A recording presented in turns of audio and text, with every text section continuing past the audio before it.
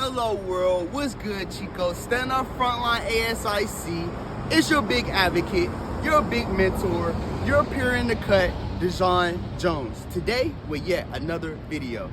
Today is the day after Cinco de Mayo, May the 6th, 2024. Let's get with the show. Peers, mentors, future advocates. The name of today's peer session is History Matters. We just have to face it. History matters. Where you come from, the experiences you have underwent, it all matters. Can you deny that you have been shaped by the experiences of your past? Are you who you are today based off of the experiences you have undergone up until now? Peers, I am who I am today based off of the experiences I have underwent up until now. And let's face it, though those experiences may shape who we are today, there's not a lot who wish to discuss those experiences. Now, a relevant question for today, does it matter? Does your past history matter? Does discussing your past history matter? On September 18th, 2005, at the age of 15, I committed a violent act of crime. And because of this crime, I was sentenced to a period of 12 years to be served with the Department of Corrections, also known as DOC. However, because I was 15 years old and not of age to serve time in the Department of Corrections, I was committed to the Department of Juvenile Justice to serve juvenile life, after which I would serve my 12 years in DOC.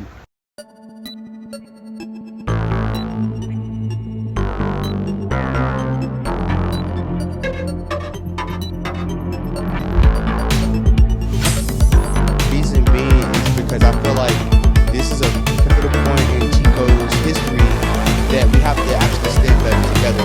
Spirituality.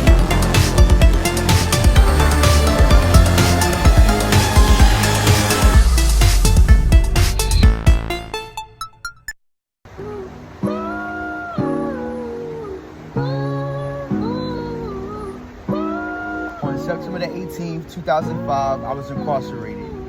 They housed me at W.W. Moore Detention Center. Here, I was housed for a total of 135 days. The Reception and Diagnostic Center was where they sent juveniles to be classified. After 135 days, I was then transferred to the Reception and Diagnostic Center, also known as RDC. Within 60 days, I had already caught an aggravated assault on another juvenile.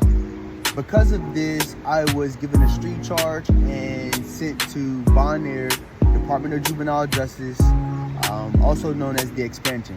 I did not do well with others. I didn't want to do my time with others. So a large part of my time was spent in solitary confinement. Every time I was let out, I purposely made an effort to fight as many people as I could so I can get a lengthened stay in solitary confinement. I'll say in the latter part of 2006, I was transferred to another facility due to my lengthened period in solitary confinement. The name of this institution was Hanover Juvenile Corrections. I'll say it was different from a lot of other DJJs for the simple fact that it was not a maximum security. Hanover was a medium security prison for juveniles. What I thought was unique was it had an enormous library, it had a great school, and it also offered junior reserve officer training, also known as JROTC. JROTC was where I was molded into becoming a leader. I had went from petty officer all the way to graduating at second lieutenant. My passion was to enter into the Air Force with the waiver. They had a program where juveniles, if they performed at their best, they could be given a waiver by the enlisted officers who trained us. They weren't going for that.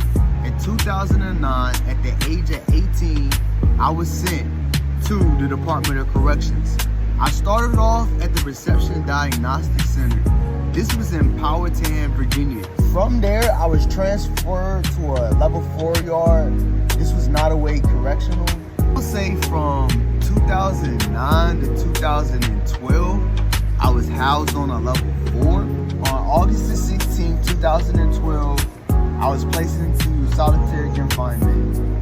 On May the 8th of 2014, I was released from solitary confinement.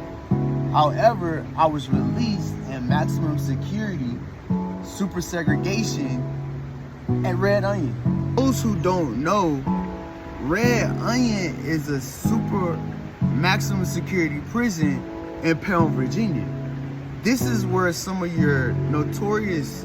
The man serving a life sentence in prison for his role in the 2002 sniper spree that terrorized Washington, D.C. is now a married man. Officials confirm Lee Boyd Malvo married a woman earlier this month at Red Onion State Prison in Virginia.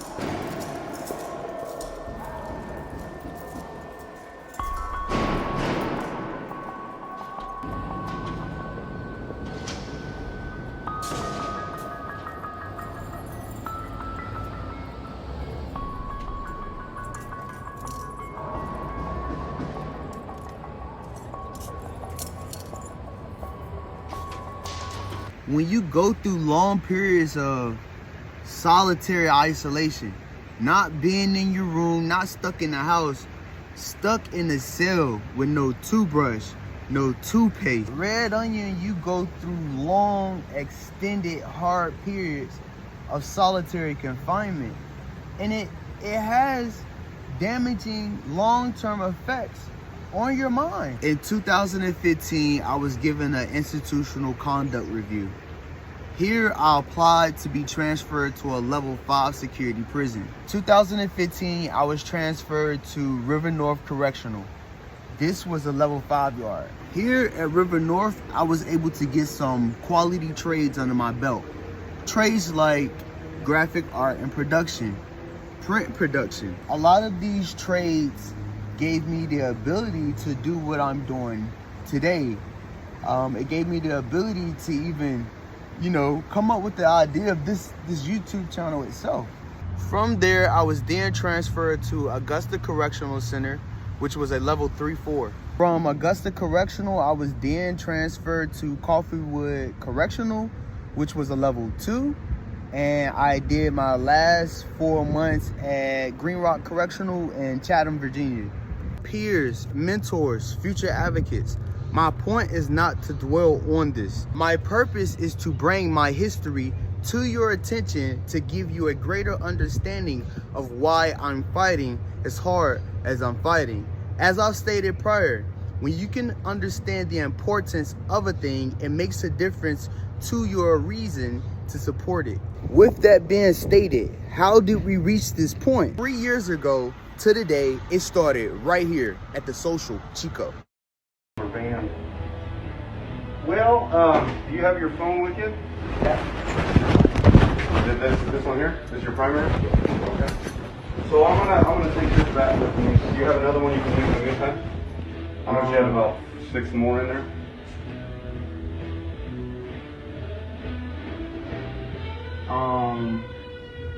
I guess.